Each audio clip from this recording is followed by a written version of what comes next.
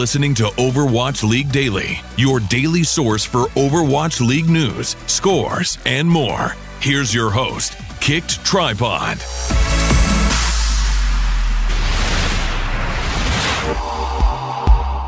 Hey, good morning, Overwatch League fans. This is your Overwatch League daily episode for March 28th, 2018. We're about to get into part 2 of my interview with Yiska and Volamel about the Stage 2 Grand Finals. But first, a couple of things.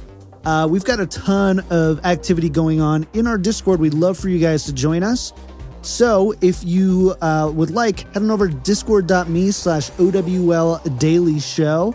And we'd love to get involved. I post a lot of threads asking for questions with some of these higher profile guests. For example, tomorrow's episode, I know I lied to you and said that, hey, no more episodes this week. I'm actually sitting down with head coach for the LA Gladiators, David Pay, and we're going to discuss the Gladiators Stage 2 performance and their goals for Stage 3. And I'd love for you to give me some ideas for questions that you would like answered from David Pay as well and other high-profile guests. So if that's the thing you're into, join our Discord. And also, I don't plug this often, but I do plug it occasionally. If you like the show and want to support the show, we're on episode 76, Soldier 76 right now. And if you like it, support, have a little spare change, head on over to patreon.com/OWL Daily Show. Every little bit really helps us get the show off the ground, bring on better guests, pay our graphic designers, and more. That's it. Here's my conversation with Yiska and Volamel about the Stage 2 Finals. Okay, welcome to part 2. We made this a two-parter. There's just so much to talk about here, and we wanted to make sure that we gave due diligence to the NYXL Fusion Championship game because it was an exciting one. So let's start. First of all, welcome back, Yiska, Volamel. Good to see you guys again. For you guys, it's only been 15 seconds, but for the listeners, it's been a day. So, they haven't seen you for a long time. Let's talk about the NYXL, or as Morai likes to call them, NYXL, versus Fusion. I can hear people's eyes twitch every time. I love NYXL though. NYXL versus Fusion, and again, this one was really closer than I think a lot of people expected. We expected it to be. You know, I had some real identity crisis going on throughout the entirety of this match. But let's first contrast this with the Fusion strategy against London. Did you guys see the Fusion make any significant adjustments going from playing London versus playing against NYXL? The only thing that I could really even touch on was maybe Carpe playing a little bit more safe because Sabiolbe does like to match Tracer a lot. That's kind of the two schools of thought. If I guess you could say there's three. You could play like the counter Tracer, so where like your Sabiolbe, you're matching Tracer, you're following him around, you're kind of shadowing him. You could play the more defensive kind of passive Tracer. You could play the Prophet style of just dive, like super aggro. But outside of that, I think that Fusions did kind of stick to their overall game plan and just play the same way that they played against London. They knew that worked. And I wonder if even if they had a ton of practice against what maybe NYXL was going to be able to throw at them. I'd actually love to find out if they prepped for NYXL at all.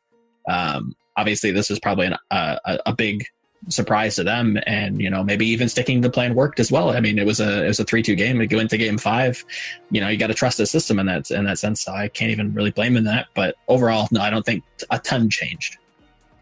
I mean, talking about preparation, I don't think NYXL prepped too much for not at all for them either. Yeah, right. Like I'm pretty sure the coaches were like, "Oh my god, they lost. That's 60 hours of prep we just wasted this week." Like, I think they really I think they would have even preferred to an extent to have the revenge, and also in general, even though Korean teams tend to throw curveballs against each other, it's like, it's a lot less, like, as we said in the first part, Fusion is just so unpredictable in what they can throw it, right? And to an extent, I have to say, the weird part for me was that NYXL almost, in terms of the tank bust that they tried to employ, the London, that is, they did that way better in this. Yeah. Right? So that's an interesting thing. Maybe they found out like a couple of kinks where they were like, okay, yeah, that's why it didn't work for London, but that doesn't mean it doesn't have to work at all. Right. And then Libero actually was also a revelation on a bunch of characters. I think if we're talking about Carpe being nuts in the first match of the day, Libero popped it off in the second, right? And we've seen him do that a lot towards the second half of stage 2. Like, Libero was always kind of like, you just need him to do well enough to let Sabio be popped off, right? But, man, he was impressive. And especially, I mean, he's been impressive the whole time. Yeah. But, especially the second half of stage 2, you've really kind of noticed him go, we can't handle Sabiobi and Libero right now. Because NYXL, like, they have the ability, they have the luxury to have Libero, and he has such a wide variety of hero pool. I mean, look at their Hana A or Hanamura A. They always run Hanzo. Like, no other team in the league is running Hanzo like that. Even on Watch Point, Gibraltar Point C, they run Hanzo there as well. They're very keen on this Hanzo pick, and I feel like he kind of fills the similar role that Snillo could fill, where he does pose a potential carry threat, but he also sets up Sabiolbi so well because he actually takes a lot of kind of threat in a way. He takes a lot of focus away from him and lets him work and kind of creates his own version of space, if that makes sense. Kind of like a tank almost. Nice reference for you WoW fans out there. It's holding that aggro. Yeah. What about, so one of the most interesting things I think about the match was not even so much the final score, but the way we got to the final score. And that started out with the Fusion going up 2-0 at halftime. Yiska, how did NYXL adjust in the second half to pull this one back into control? So it definitely helped that Volskaya was the map that was the turning point, right? We knew in advance that NYXL had actually a pretty sweet Volskaya, and they actually ended up, I believe it was full holding them, right? There. Also on the back of a Libero performance, I recall. But it's like, the problem is, even towards the end, I wonder, because we saw some stuff like Echo suddenly on Tracers, right? And that was, I wonder if you don't bring in Snillo there again, because like for instance in the London series back in the season, it was once again very weird that he would put, for instance, Shadowburn on Widowmaker instead of Carpe, right? I wonder if it's a thing where people say I feel on and I don't, right? So for instance, in a lot of shooters, and especially in CS, it's sometimes like you give your support player the ARP because he says I'm feeling it too. And then suddenly a support player has the ability to pop off like a 30 bomb, right? And the equivalent in Overwatch is to say, well, let's structure our strategy today around Widowmaker, right? And for instance, especially on Gibraltar, I thought Carpe had a lot of chances where he could have switched on Widowmaker. And I wonder what the reason was why he wasn't doing it that way when he was popping off so hard against London. I wonder if, like the feeling of feeling it, of being in the zone, of feeling that flow, sort of ebbed off for Carpe, and they had to find other ways to win that. That actually makes a lot of sense. I don't want to like jump too far ahead, but if you look at Gibraltar's been typically a Widow map, and we didn't even see it there too much. And I think that was very strange. So that could actually explain a lot there. Not feeling the flow in a sense. Yeah, that makes a lot of sense. So, I mean, was there anything else that you saw of Volamel for them kind of like changing their strategy here? I know Ark said in an interview afterward that they just kind of like, it took them basically 2 games to kind of figure out, because they did all their preparation for London. As Yiska said earlier, they prepped for London, and Philadelphia is good. And yikes. So, do you think that it was more just figuring things out, or did you see some strategies change? It was, you do kind of get lost as a viewer. You do. We are, I think, all fans first. So you do kind of get lost in the big narratives and the fun of just watching a grand final. So, while my research might be a little bit clouded, I didn't feel like it was too much of an adaptation, especially with the first two games. But it did feel like coming into game 3, it did feel that NYXL had everything going for them. They had the maps, they had that very colorful style that Philly likes to throw at you. They're incredibly aggressive. If I had to even throw out a reference, I feel like they are just mono red aggro deck. If you're looking at Magic the Gathering, right? They just only go forward. They have removed their S key and they only go forward. Look at their Hollywood game. They actually push them to spawn. Nobody does that. It's very reminiscent of Selfless. So I think that actually takes a lot of adaptation coming into halftime. Coaches get to sit down and be like, look, this is what they're doing. Fraggy's always going in. Poco, kind of plays towards the back or the mid range a little bit. So I think there was adaptation, but it wasn't like a grandiose macro strategy adaptation. It was more of a strategical counterplay type thing.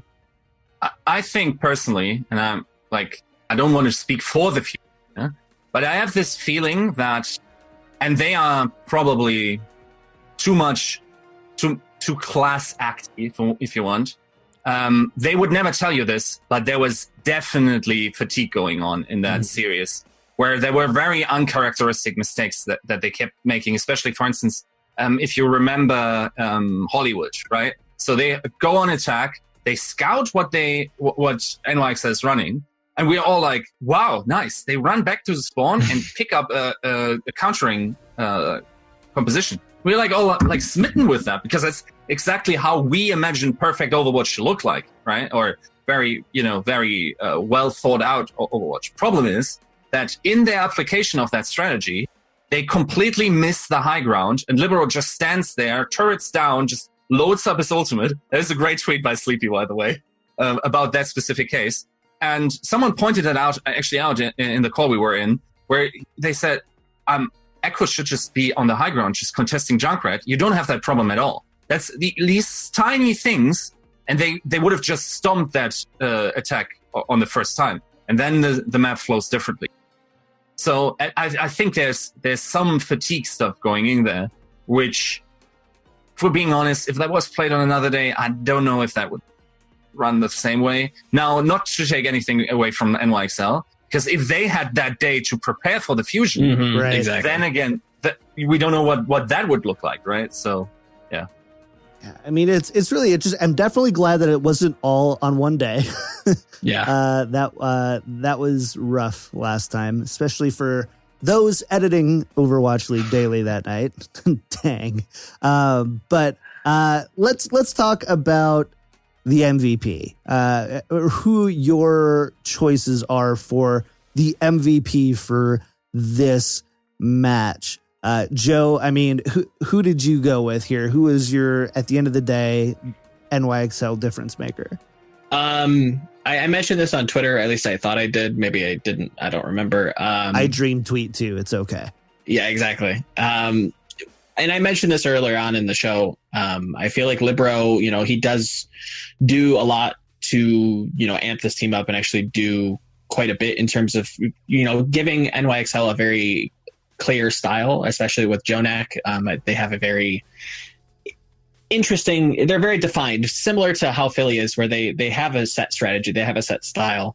But I think that, Libero did do incredibly well. He does incredibly well on a multitude of different heroes, but I think the sleeper threat, the major threat for this team is Sabiolby, and I feel like that's why I'm picking him as my MVP. He gets in, he gets the job done time after time after time. Talk about a consistent threat. You look it up in a dictionary and there's Sabiolby's face with his wife's picture. He consistently just pops off and just ruined Boombox's day over and over and over, and it's tough to even match him, because what do you invest more resources? That throws your entire team strategy off. Do you match tracers? That's what he wants anyways. So I think that for me, it definitely Sabiolby. Yiska, what do you think? I think Sebiobi too, because the guy is like, he has such plasticity, if you want, in this play, right? He bounces off between the most different targets. You can't read him. It's not like Prophet that tries to read you and then outplays you based on that. He is there before that thought occurs, right? Like, he's like, okay, so I'm in your back line. Suddenly he sees in the corner of his eye, Fraggy is in danger. Maybe he has also tracked that his cooldowns are down, and immediately he's there. He doesn't stick to these small objectives he has, right? And suddenly they're playing tank boss with full dive.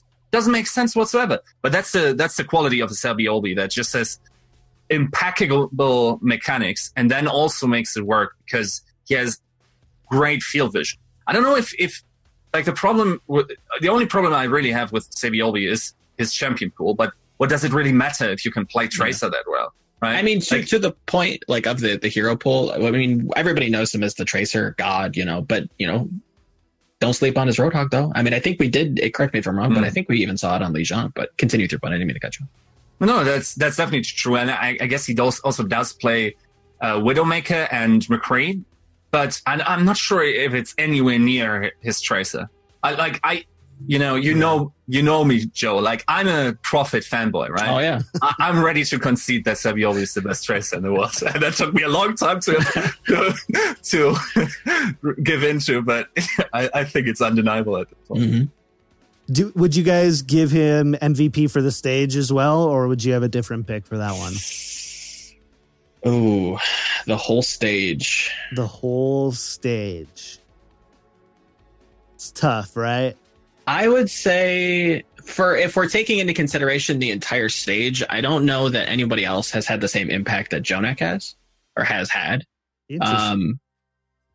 With the kind of emphasis on Widow towards the end of stage 2, but even towards the beginning of stage 2, Jonak and the flex support kind of metagame, I feel like he's driven that straight into a bunch of frags, and he just, talk about Libero taking a lot of aggro.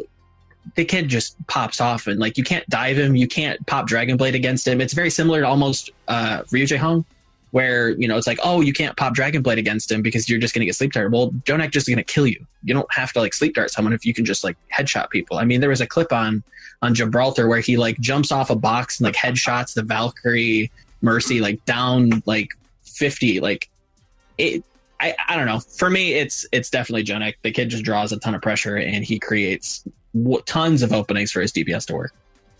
Yiska? Yeah, That's a hard one. Yeah.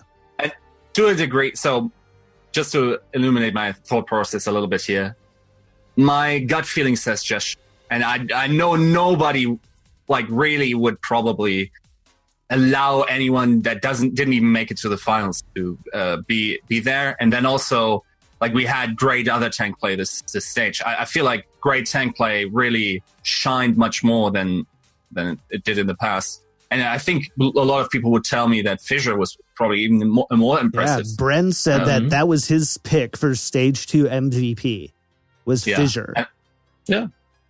And that's definitely also a candidate for me. Jonak, definitely. So, but like, I really wish Carpe was a little bit more consistent with ability. And I would be singing the highest praises for this guy, because he, as I said before, like, he low-key carries that so hard and does it with different DPS duo partners. He does it without coordination, really much coordination with his tank. He basically has to summon it up himself, and he does it on so many different picks. I don't know. So if you want to nail me to one, I do, and I absolutely do. Okay. I'm actually, next time we have you on the show for video, I'm literally going to put your MVP pick on the stream. So yeah. I mean, I guess in terms of just how the stage went, Jonak is probably a very good. Jonak is a great pick. I agree. I like that. I like it. You heard it here first. Jonak, stage 2 MVP. Yiska, Volamel, thank you guys again for joining me for another episode of Overwatch League Daily. I think between the two of you now, we're up to like 10 episodes with you guys on. So they're always people's favorites. So kudos to you guys. On Twitter, at Volamel and at Yiska out. Anything else you guys want to discuss or plug that you're currently working on? Not anything for me. Do you have any last questions that you want to like just banter and bounce off of each other? Yeah, I do. Honestly, if I had my choice, us three would sit down for like a long form. I would sit down with you guys on a long form. We'd call it Overwatch League Daily Weekly. And once a week, we'd sit down for just like 75 minutes and do a roundtable discussion, bring in a guest, and go at it. Because there's so many great topics that we don't get to really talk about on Overwatch League Daily specifically because, well, it's a 15 to 20 minute show. And sometimes in between stage, I can get away with a little bit longer. But for the most part, like that's the thing. So let's do this. Let's find time soon. Us three get in the call, maybe bring someone else. And, let's have at it. Let's just go at it for a show. I'm down. Awesome. Well, thank you guys so much. That concludes part 2, and we'll see you next week for some sweet stage 3 action.